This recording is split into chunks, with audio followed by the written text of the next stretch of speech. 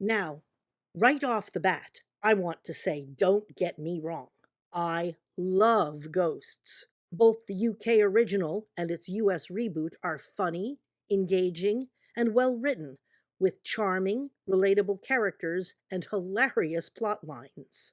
The US show, now in its fourth season, features an ensemble cast portraying the residents of a haunted house, the ghosts who have died on the property, and the young living couple, Jay and Samantha, who own the house and are attempting to turn it into a bed and breakfast with a restaurant in the adjacent barn.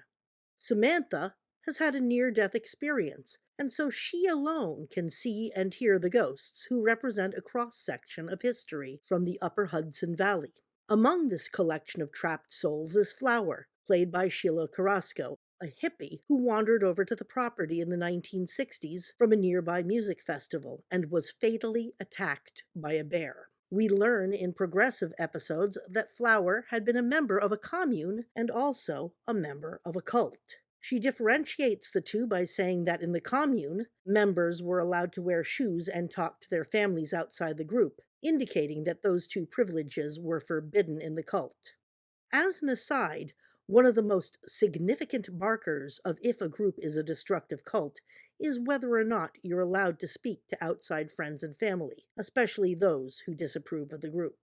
Flower, who was evidently under the influence of mind altering substances when she died, is portrayed as pleasantly bubbly, optimistic, and frankly, more than a bit dippy. She frequently forgets where she is or what she's talking about. It's hinted that she is permanently intoxicated for her afterlife. Her ghost power is the ability to render others intoxicated by walking through them. When, in an earlier episode, the living husband, Jay, is briefly involved in what is demonstrably an abusive commercial cult, Flower initially responds as if this affiliation would be a positive experience for Jay, but also offers what she thinks is correct advice on how to break up the group.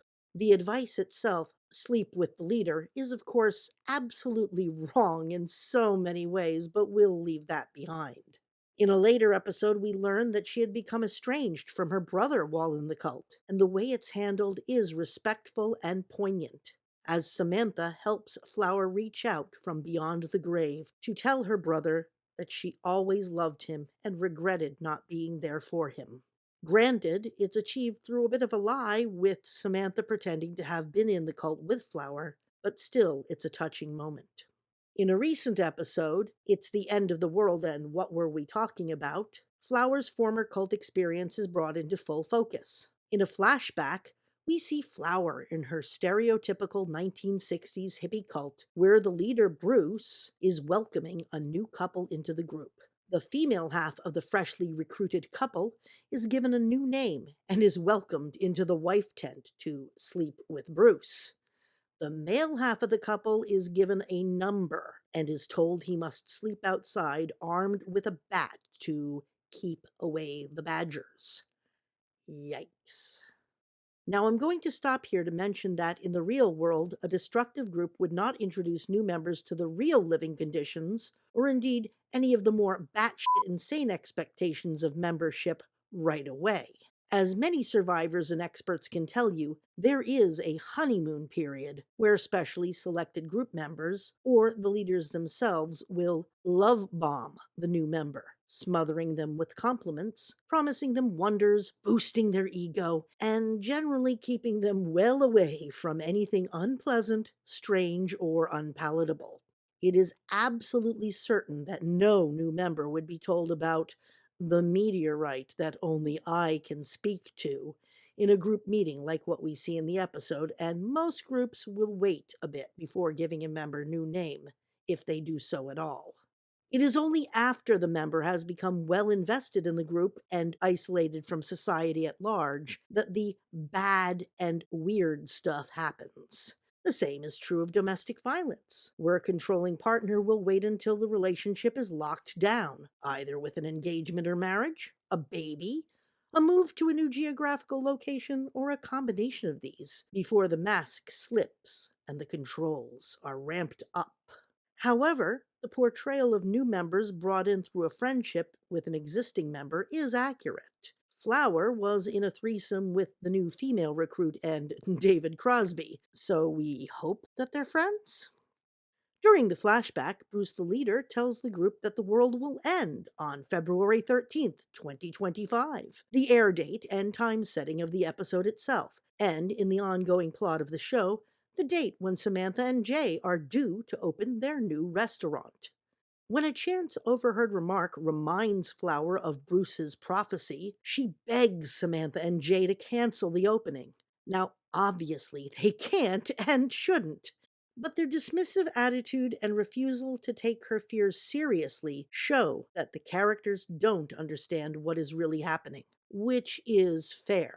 Sadly, most people outside of the field of cultic studies don't understand the phenomena of phobia induction. Phobia induction is one of the many ways leaders of high control groups control and retain their followers. These phobias can take many forms and can involve the fear of speaking to authorities, eating certain forbidden foods or engaging in certain actions, reading outside material, or listening to anyone other than the leader. One of the most popular phobias used is the fear of leaving. As Stephen Hassan's influence continuum states, there is never a valid reason to leave a high control group. To keep a member in, the cost of leaving is painted in horrific terms, from dying of diseases or drugs, to being obliterated by an angry Jehovah at Armageddon, to the ex-member and 1,000 generations of their family consigned to hell or a million lifetimes in the outer dark. The ultimate phobia, the prediction of an end of the world, is standard practice. Anyone who tells you that they know when the world is going to end, or leaves you to fight off badgers with a stick, should be avoided at all costs. These phobias, once firmly embedded by group indoctrination, can remain present for years after leaving the group. My cult leader predicted that I would die before my 30th birthday without his protection, and we also had the typical end of the world scenario as part of our indoctrinated beliefs. Although I'd left the group years before, I will admit to a bit of a wobbly feeling when both those dates passed, as well as a sense of relief and, yes, of shame at having been so silly to still be so afraid. I've since heard from other ex-members who trembled at the thought of opening a forbidden book or eating an unclean food, or woke up feeling sure that Jehovah was about to smite them now, or even experienced the paralyzing dread of crossing the street because their former leader had declared that disloyalty would lead to death by a traffic accident. Flower's certainty that the world would end is a common experience for many, many cult survivors. It's not made clear whether Flower was still in her cult when she died, but it is clear she never questioned whether the cult leader Bruce was right in his doomsday prediction, showing that she had not properly processed the experience some 5 decades after her own death. However, as Flower has a hard time remembering small things like where she is and who she's talking to, and more to the point, has not had significant access to any qualified psychological help, it's understandable she hasn't been able to work on any of this. Samantha has used a therapist to help unravel the issues of other ghosts in the house, but so far we haven't seen Flower participate in these sessions. Flower's attempt to shut down the restaurant opening and have her living friends retreat to safety ultimately result in failure, and she is astounded when it's pointed out to her that the fatal deadline has passed and the world hasn't ended.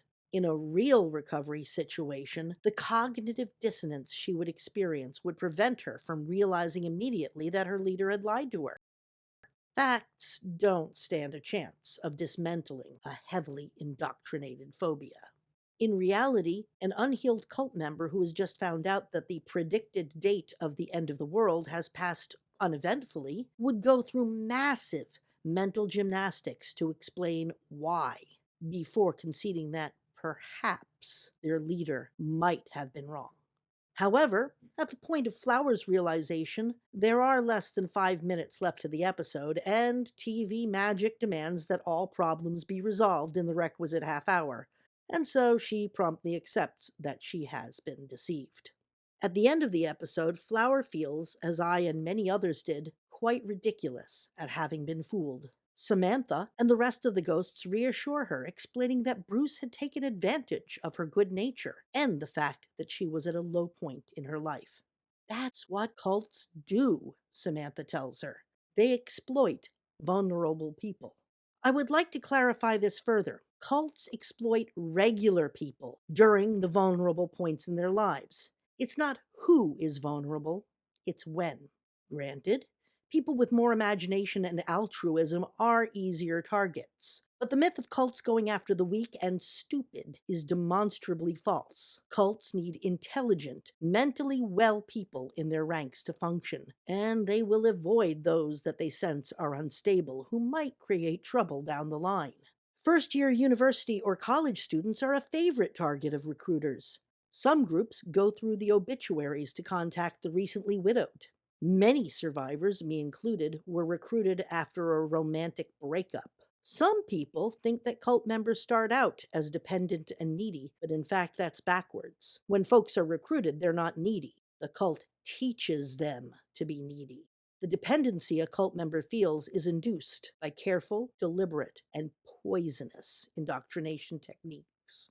In an interview about the episode, actress Sheila Carrasco states, "You actually get to see just how manipulative Bruce was, and what a follower she was, and how she believed him. It's kind of heartbreaking, but also really endearing."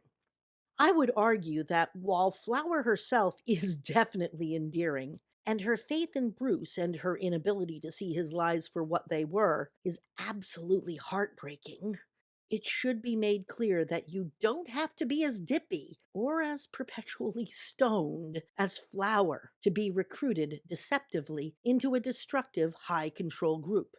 It helps that another ghost, Pete, confesses to having been lured into Amway. "I died with a garage full of their stuff," he admits, leading me to wonder if anyone in the ghost's writer's room had been involved in a multi-level marketing group, as this is a common occurrence in this type of commercial cult. Of course, I realize that such a heavy topic is hard fare for a lighthearted comedy, but I would like to see more of Flower's cult story. They already have established that she was an intelligent, capable individual who was in law school before her life went awry. I hope that, if they're cleared for a 5th season, the writers will look more closely at cultic indoctrination and manipulative psychological techniques when informing their scripts portraying Flower and her involvement with her group. I am pleased to see that they've done as well as they have by refusing to turn her trauma into a punchline. Again, I absolutely love this show, and there's a lot to enjoy in both the UK and US versions. There are also French and German versions in production, as well as a possible Australian version in the works. The idea of a cross-section of historical characters living under one roof is not just a platform for comedic hijinks, but, as all the good television shows are, a way for us to learn more about ourselves and what it means to be human. The US show has done a good job representing Flower, and I hope they get to continue doing so. If you haven't seen the US show, you can find it and the first 3 seasons of the UK show on the Paramount streaming service. I highly recommend you check them out. If you'd like to know more about psychological manipulation and the indoctrination methods of high-control authoritarian groups, check out the Essentials playlist on this channel, Stephen Hassan's Bite model of authoritarian control and his influence continuum, and Robert J. Lifton's 8 criteria of thought reform. Links in the description below. Are you a fan of ghosts? Have you seen this episode? What did you think about it? I'd especially love to hear from fellow cult survivors if you think that Flower's experience resonates with your own. So, leave a comment and like, share, subscribe, do all the YouTube things. And thanks for watching. Hi, John here. Thanks for watching. We'd appreciate it very much if you would click like, as well as subscribe, and click the bell for notifications. Every dollar helps, and we welcome new patrons on Patreon, or you can make a one-off payment with any currency through PayPal. Thanks so much.